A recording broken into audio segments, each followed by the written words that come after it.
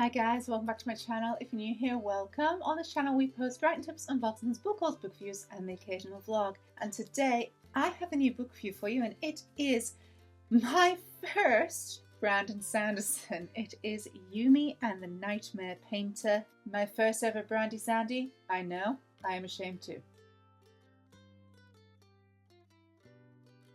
I bought this for Matt maybe, I think, to be honest, 2 years ago maybe. I bought this for Matt either 1 or 2 years ago, and I have been wanting to try to read a Brandon Sanderson, so I finally have. It came up for my TBR jar to read a Brandon Sanderson, so I've finally done it, and I actually watched an interview with Brandon Sanderson. I'll pop a link below to the video because it was really good. And he was saying what books that he's written would he recommend if you've never read any of his work before. And it was either the Mistborn series, which is a trilogy. At this moment in time, I'm trying to work through other trilogies and book series, so I didn't want to have another one on the go at the moment. But the other one he said was Yumi and the Nightmare Painter, and he specifically wrote this for his wife. I was addicted. Let me read you guys the blurb. Before we do that, don't forget if you like what you see to subscribe to this channel. Your continued support means a lot, so thank you guys so much.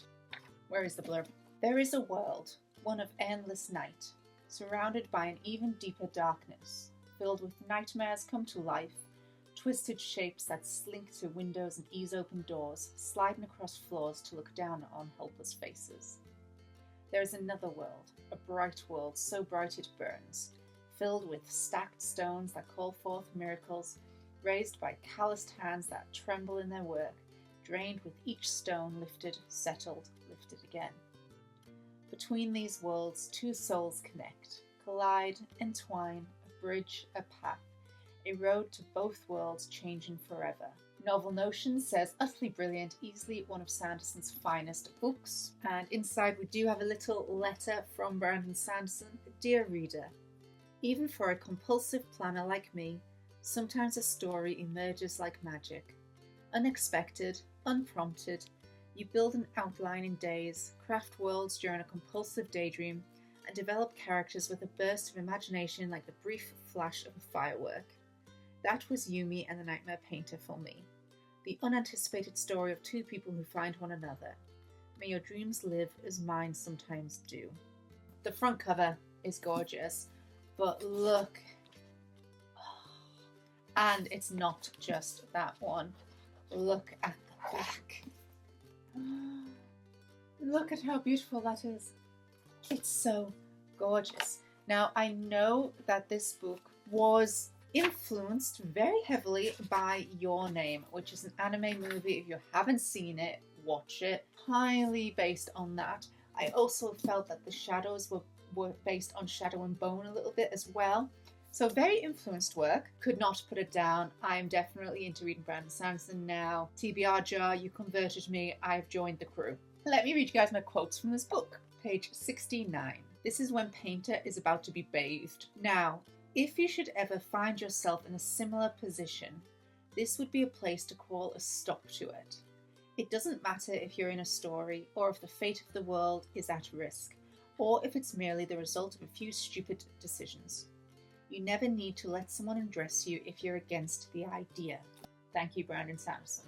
This book, it's obviously YA, and it's really good to know that Brandon Sanderson is aware of that.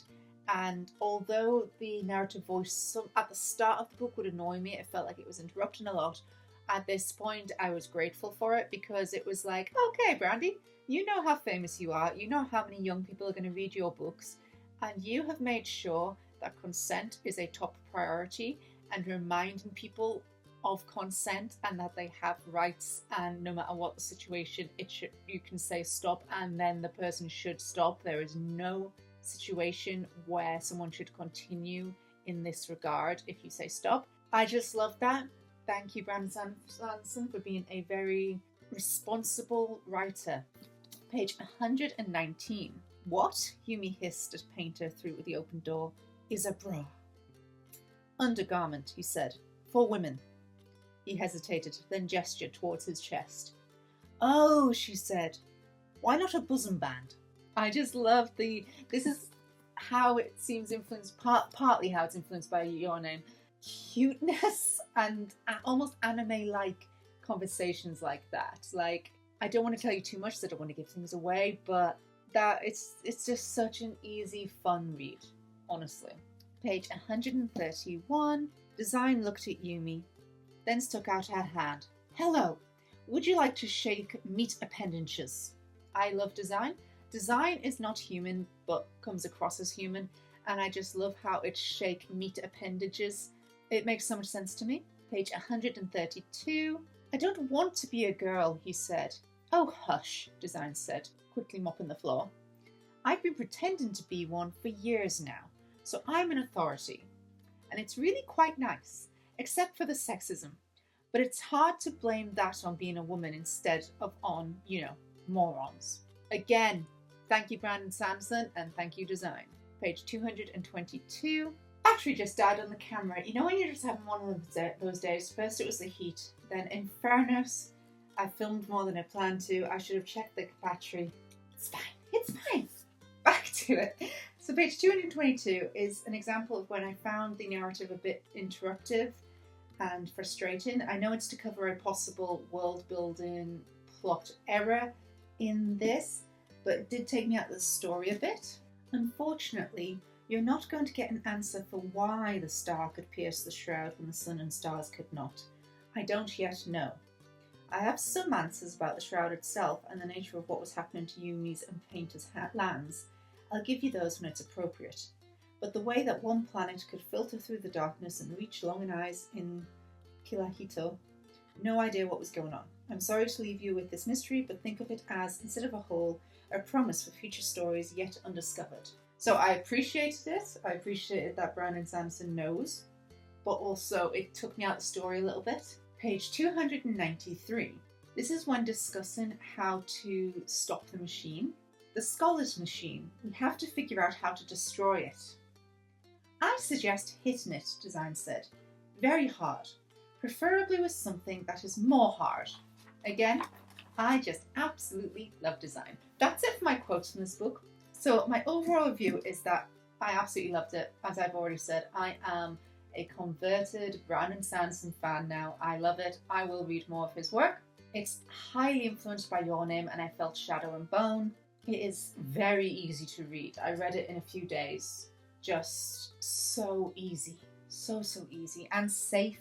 It's very well described. The world building is great. I can still see the picture and the characters. It's a massive win for me for my first ever Brandon read. Editing Robin in here because I forgot to mention one of my favourite things about this book is that it feels like it mixes science fiction and fantasy together in one, sort of creating its own little mini genre. I think it's because Painter's city comes across as science fiction to me, whereas Yumi's is far more fantasy based, and I just really love that mix, so had to add that to this video. We'll go back to the original video now. Overall, for enjoyment, I gave it 10. Writing style, 8. Plot, 8. World building, 10. Characterization, 10. Representation, 10. And originality, 7, because I felt it was heavily influenced by Your Name and Shadow and Bone, but I know Brandon Sanderson did say that. But overall, I gave my first Brandon Sanderson 5 stars out of 5. I absolutely loved it.